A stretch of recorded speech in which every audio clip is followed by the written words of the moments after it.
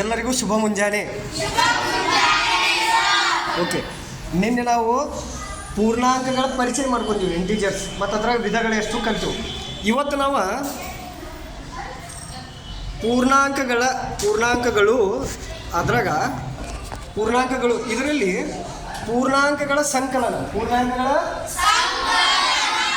Addition of ಇಂಟೀಜರ್ಸ್ನ ಹೆಂಗೆ ಕೂಡಿಸೋದು. English ಮೀಡಿಯಮ್ದವ್ರು ನೋಡ್ರಿ, ಕನ್ನಡ ಮೀಡಿಯಮ್ದವ್ರು ಪೂರ್ಣಾಂಕಗಳ ಸಂಕಲನ. ಅದ್ರಾಗ ಧನ ಪೂರ್ಣಾಂಕಗಳ ಸಂಕಲನ. ಧನ ಅಂದ್ರೆ ಪ್ಲಸ್ ಇದ್ದಿದ್ದಂಥ ಪೂರ್ಣಾಂಕ, ಅದ್ರ ಹೆಂಗೆ ಕೂಡಿಸೋದು.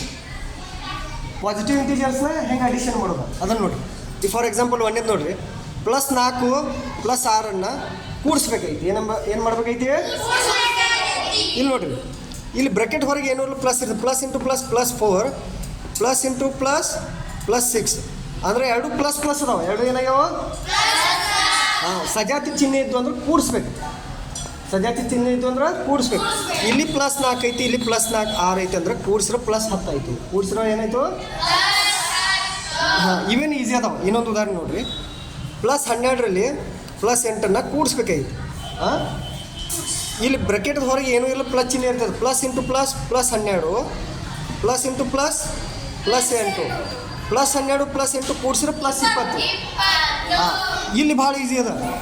ಆದರೆ ಇನ್ನೊಂದು ನೋಡ್ರಿ, ಇಲ್ಲಿ ಋಣ ಪೂರ್ಣಾಂಕಗಳ ಸಂಕಲನ ಅಂದ್ರೆ ಮೈನಸ್ ಇದ್ದಿದೆ ಹೆಂಗೆ ಕೂಡಿಸೋದ ನೋಡ್ರಿ. ಈಗ -50ರಲ್ಲಿ -20 ಕೂಡಿಸ್ಬೇಕಾಗಿತ್ತು, ಹೌದು.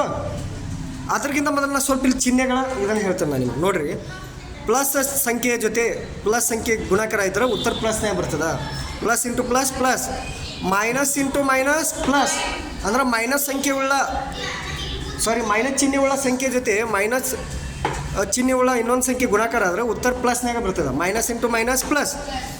ಇಲ್ಲಿ +×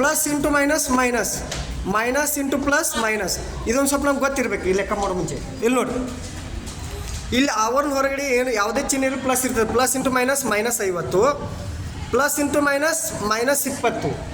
ಇಲ್ಲಿ ನೋಡಿರಿ, ಇಲ್ಲಿ -50 ಐತಿ, ಇಲ್ಲಿ -20 ಐತಿ. ನೀವು ಇಲ್ಲಿ ಮ್ಯಾಕ್ಸಿಮಮ್ ಏನು ಮಾಡ್ತೀರಿ, -× ಗುಣಾಕಾರ ಮಾಡಿ ಪ್ಲಸ್ ಇಟ್ಟು ಬಿಡ್ತೀರಿ. ಹಂಗೆ ಮಾಡಂಗಿಲ್ಲ. ಯಾಕೆ? ಇಲ್ಲಿ ಯಾವುದೇ ಬ್ರ್ಯಾಕೆಟ್ ಇಲ್ಲ. ಇಲ್ಲಿ ಬ್ರ್ಯಾಕೆಟ್ ಐತಿ, ಇಲ್ಲಿ ನಡ್ಬಾರ್ಕ. ಬ್ರ್ಯಾಕೆಟ್ ಇದ್ದಾಗ ಅಷ್ಟು ಚಿಹ್ನೆಗಳ ಗುಣಾಕಾರ ಆಗ್ತೈತಿ, ಇಲ್ಲಿ ಬ್ರ್ಯಾಕೆಟ್ ಇಲ್ಲ. ಹಾಗಾದ್ರೆ ಇಲ್ಲಿ -50 -20 ಇದ್ದಾಗ ಕೂಡಿಸ್ಬೇಕು. ಏನು ಮಾಡಬೇಕು? ಕೂಡಿಸಬೇಕು.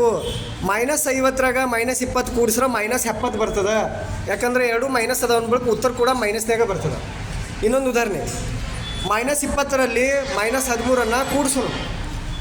ಇಲ್ಲಿ +× -20 +× ಇಲ್ಲಿ ಆಲ್ರೆಡಿ ಬ್ರ್ಯಾಕೆಟ್ ಹೊರಗೆ ಚಿಹ್ನೆ ಅದ. +× -13 -20 -13 ಕೂಡಿಸ್ರೆ -33. ಇನ್ನು ಮುಂದಿನ ವಿಡಿಯೋದಲ್ಲಿ ನಾವೇನು ಮಾಡೋಣ, ಧನ ಋಣ ಪೂರ್ಣಾಂಕಗಳ ಸಂಕಲನ ಅದನ್ನು ಕಲಿಯೋಣ. ಆಮೇಲೆ ಮತ್ತು ಪೂರ್ಣಾಂಕಗಳ ವ್ಯವಕಲನ, ಗುಣಾಕಾರ, ಭಾಗಾಕಾರ ಮುಂದಿನ ವಿಡಿಯೋಗಳಲ್ಲಿ ಕಲಿಯೋಣ. ಧನ್ಯವಾದಗಳು. ಓಕೆ.